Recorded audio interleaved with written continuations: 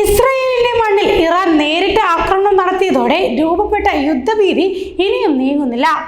വാർ cabinet യോഗം ചേർന്ന് ഏതു വിധത്തിൽ തിരിച്ചടിക്കണമെന്ന ചർച്ചകളിലേക്ക് ഇസ്രായേൽ കടന്നെങ്കിലും യുദ്ധവ്യാപനമുണ്ടായാൽ ഇസ്രായേലിനെ അംഗീകരിക്കില്ലെന്ന US നിലപാട്. അതുകൊണ്ട് തന്നെ നേരിട്ടുള്ള ആക്രമണം ഇസ്രായേലിന് വലിയ പ്രതിസന്ധി ഉണ്ടാക്കുന്നതാണ്. US അടക്കമുള്ള സഖ്യകക്ഷികളും ലോക നേതാക്കളും പിന്തിരിപ്പിക്കാൻ ശ്രമിച്ചിട്ടും ഇറാനെതിരെ തിരിച്ചടിക്കുമെന്ന് ഇസ്രായേൽ സൈനിക മേധാവി ഹെർസി ഹലേവി പ്രഖ്യാപിച്ചതോടെ ആശങ്ക എല്ലായിടത്തും ശക്തമാണ്. സഹിഷ്ണുതയുടെ കാലം കഴിഞ്ഞെന്നും തങ്ങളുടെ മണ്ണിലോ നാട്ടുകാർക്കു നേരെയോ ഏതെങ്കിലും തരത്തിലുള്ള ആക്രമണത്തിന് ഇസ്രായേൽ മുതിർന്നാൽ ശക്തമായി തിരിച്ചടിക്കുമെന്നും ഇറാൻ പറഞ്ഞു. ഇതോടെ ലോകം യുദ്ധഭീതിയിലേക്ക് നീങ്ങുകയാണ്. മിസൈലുകളും ആളില്ലാ വിമാനങ്ങളും ഉപയോഗിച്ച് ഇറാൻ നടത്തിയ ആക്രമണത്തിന് തക്കതായ മറുപടി നൽകുമെന്ന് ഇസ്രായേലിലെ നെവാദി വ്യോമതാവളത്തിൽ സൈനികരെ അഭിസംബോധന ചെയ്ത സൈനിക മേധാവി ഹലേവി പറഞ്ഞു. ശനിയാഴ്ച ഇറാന്റെ ആക്രമണത്തിൽ ഈ വ്യോമതാവളത്തിന് കേടുപാടുകൾ പറ്റിയിട്ടുണ്ട്. ലോക സമാധാനത്തിന് ഭീഷണിയായി ആക്രമണം നടത്തുന്ന ഇറാനെ അന്താരാഷ്ട്ര സമൂഹം ഒറ്റക്കെട്ടായി ചെറുക്കണമെന്ന് ഇസ്രായേൽ പ്രധാനമന്ത്രി ബെഞ്ചമിൻ നെതന്യാഹുവും പറഞ്ഞു. യുദ്ധവ്യാപനത്തിന് മുതിരരുതെന്നും ഇറാനെതിരെയുള്ള പ്രത്യാക്രമണത്തിൽ ഇസ്രായേലിനൊപ്പം ഉണ്ടാകില്ലെന്നും US വ്യക്തമാക്കി.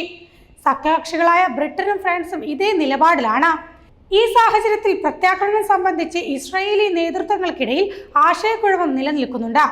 ഇസ്രായേലിനെ ആക്രമിച്ചത് UN ചാർട്ടർ പ്രകാരമുള്ള സ്വയം പ്രതിരോധത്തിനുള്ള അവകാശത്തെ മുൻനിർത്തിയാണെന്ന് ഇറാൻ പ്രസിഡന്റ് ഇബ്രാഹിം റൈസി പറഞ്ഞു. ഇറാന്റെ താൽപര്യങ്ങൾക്ക് വിരുദ്ധമായുള്ള ചെറു നീക്കത്തിന് പോലും ഇസ്രായേലിന് കനത്തതും വേദനാജനകവുമായ തിരിച്ചടി നേരിടേണ്ടി വരുമെന്നും അറിയിച്ചു.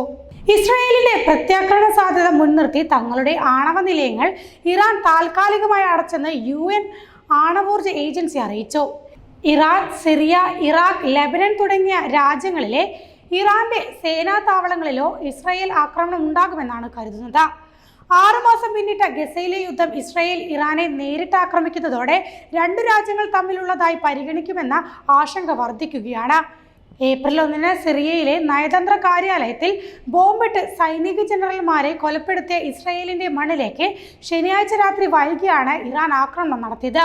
300-ലേറെ ഡ്രോണുകളും മിസൈലുകളും തൊടുത്ത ആക്രമണത്തെ കാര്യമായ നാശനഷ്ടങ്ങളില്ലാതെ പ്രതിരോധിക്കാൻ ഇസ്രായേലിനായി. അതേസമയം സിറിയയിൽ വധിച്ച സൈനിക ജനറൽമാരടക്കം എല്ലാവരും ഇസ്രായേലിനെതിരെ ഭീകരപ്രവർത്തനങ്ങളിൽ ഏർപ്പെട്ടവരാണെന്നും അതിലൊരു നയതന്ത്ര പ്രതിനിധി പോലും ഉൾപ്പെട്ടിട്ടില്ലെന്നും ഇസ്രായേൽ സൈനിക വക്താവ് ഡാനിയൽ ഹഗാരി പ്രസ്താവന ഇറക്കി. ഏപ്രിൽ 1 സിറിയയിലെ നയതന്ത്ര കാര്യാലയത്തിൽ നടത്തിയ ആക്രമണത്തിന് ഇസ്രായേൽ നൽകുന്ന ആദ്യ ഔദ്യോഗിക വിശദീകരണമാണിത്. ഇസ്രായേലിന്റെ പരമാധികാരം സംരക്ഷിക്കാൻ ആവുന്നതെല്ലാം ചെയ്യുമെന്നും ഹഗാരി ആവർത്തിച്ചു. ഇറാന് തക്ക സമയത്ത് മറുപടി നൽകുമെന്ന മുന്നറിയിപ്പോടെ 4 സാധ്യതകളാണ് ലോകം ചർച്ച ചെയ്യുന്നത്. ഇറാനെതിരെ എന്ത് നടപടി സ്വീകരിക്കണമെന്ന് ആലോചിക്കാൻ ഇസ്രായേൽ പ്രധാനമന്ത്രി ബെഞ്ചമിൻ നെതന്യാഹുവും യുദ്ധമന്ത്രിസഭയും യോഗം ചേർന്നിരുന്നു. 4 സാധ്യതകളാണ് ചൂണ്ടിക്കാട്ടുന്നത്. വ്യോമ ആക്രമണമാണ് ഒരു മാർഗം. ഇറാന്റെ റവല്യൂഷണറി ഗാർഡ് ബേസുകളോ ആണവ ഗവേഷണ കേന്ദ്രങ്ങളോ ഉൾപ്പെടെയുള്ള തന്ത്രപ്രധാനമായ സൗകര്യങ്ങളെ ലക്ഷ്യമിട്ട് വ്യോമാക്രമണം നടത്തിയേക്കും. ഇറാൻ ആക്രമണത്തെ അമേരിക്കയുടെ സഹായത്തോടെ ഇസ്രായേൽ പ്രതിരോധിച്ചതുപോലെ തിരിച്ചു പ്രതിരോധിക്കാൻ ഇറാൻ കഴിയണമെന്നില്ല. ഇത് കടുത്ത നാശനഷ്ടത്തിനും പ്രതികാര നടപടികൾക്കും വഴിയൊരുക്കും. പവർ പ്ലാന്റുകൾ പോലുള്ള സിവിലിയൻ സൗകര്യങ്ങളെ ബാധിക്കാനുള്ള സാധ്യത കുറവാണെന്നും സിവിലിയൻ അപകടങ്ങൾ ഒഴിവാക്കേണ്ടതുണ്ടെന്നും രഹസ്യാന്വേഷണ ഉദ്യോഗസ്ഥർ പറയുന്നു. നേരിട്ട് ഇറാനെ ആക്രമിക്കാതെ ലെബനാനിലെ ഹിസ്ബുള്ള പോലുള്ള ഇറാൻ പിന്തുണയുള്ള സംഘങ്ങൾക്ക് നേരെയോ സിറിയ, ഇറാഖ് തുടങ്ങിയ രാജ്യങ്ങളിലെ ഇറാന്റെ കാര്യാലയങ്ങൾക്കു നേരെയോ വ്യോമാക്രമണം നടത്താനും സാധ്യതയുണ്ട്. രഹസ്യ ഓപ്പറേഷനാണ് രണ്ടാമത്തെ വഴി. ഇസ്രായേൽ മുമ്പ് നിരവധി തവണ ചെയ്തതുപോലുള്ള രഹസ്യ ഓപ്പറേഷനുകൾക്കുള്ള സാധ്യതയും വിദഗ്ധർ ചൂണ്ടിക്കാട്ടുന്നു. നിരവധി മുതിർന്ന ആണവ ശാസ്ത്രജ്ഞരെ കൊലപ്പെടുത്തിയതടക്കം ഇറാന് അകത്തും പുറത്തും ഇത്തരം നീക്കങ്ങൾ ഇസ്രായേൽ നടത്തിയിട്ടുണ്ട്.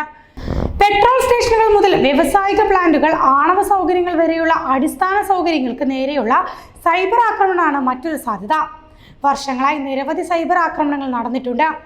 ഊർജ്ജോൽപാദനം, വിമാന സർവീസ് തുടങ്ങിയ മേഖലകളും ഇത്തരം ആക്രമണത്തിന് വിധേയമായേക്കാം.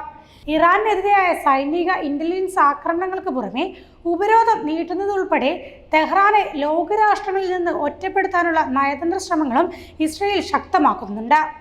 ഇറാൻ റവല്യൂഷണറി ഗാർഡിനെ ഭീകര സംഘടനയായി പ്രഖ്യാപിക്കാൻ യൂറോപ്യൻ രാജ്യങ്ങൾക്ക് മേൽ വിദേശകാര്യമന്ത്രി ഇസ്രായേൽ കാറ്റ്സ് സമ്മർദ്ദം തുടരുകയാണ്.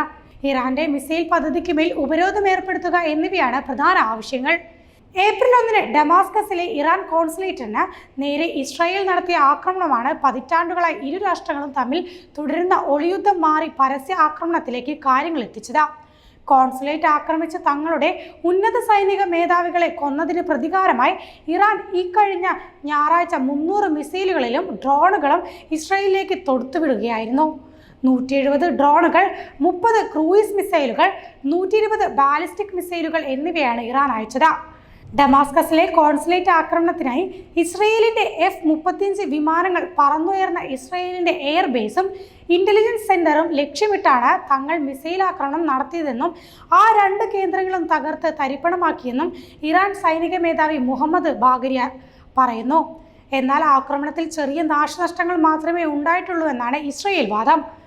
മിസൈലുകൾ 99% തടഞ്ഞതായി ഇസ്രയേൽ പ്രതിരോധ സേന വക്താവ് ഡാനിയൽ ഹഗാരി അവകാശപ്പെടുന്നു. ആക്രമണം അതിന്റെ എല്ലാ ലക്ഷ്യങ്ങളും നേടിയെന്നും ഈ ഓപ്പറേഷൻ തുടരാൻ ഉദ്ദേശിക്കുന്നില്ലെന്ന് പറഞ്ഞ ബാഗരി ഇസ്രയേൽ ഇനി ഒരു ആക്രമണത്തിന് മുതിർന്നാൽ വലിയ പ്രതികരണം ഉണ്ടാകുമെന്നും മുന്നറിയിപ്പ് നൽകി. സയനിസ്റ്റ് ഭരണകൂടമോ അവരെ പിന്തുണയ്ക്കുന്നവരോ അശ്രദ്ധമായി ഇനി എന്തെങ്കിലും ചെയ്യുകയാണെങ്കിൽ അവർക്ക് നിർണായകവും വളരെ ശക്തവുമായതുമായ മറുപടി ലഭിക്കും എന്നായിരുന്നു ഇറാൻ പ്രസിഡന്റ് ഇബ്രാഹിം റയീസിയുടെ മുന്നറിയിപ്പ്. എന്നാൽ തങ്ങൾക്കേറ്റ തിരിച്ചടിയെ മറികടക്കാനും ഗസ വിഷയത്തിൽ നിന്ന് ലോകത്തിന്റെ ശ്രദ്ധ തിരിക്കാനും ഇസ്രയേൽ ഇറാനെ ആക്രമിക്കുമെന്നും സംഘർഷം തുടരുമെന്നുമാണ് വിലയിരുത്തൽ.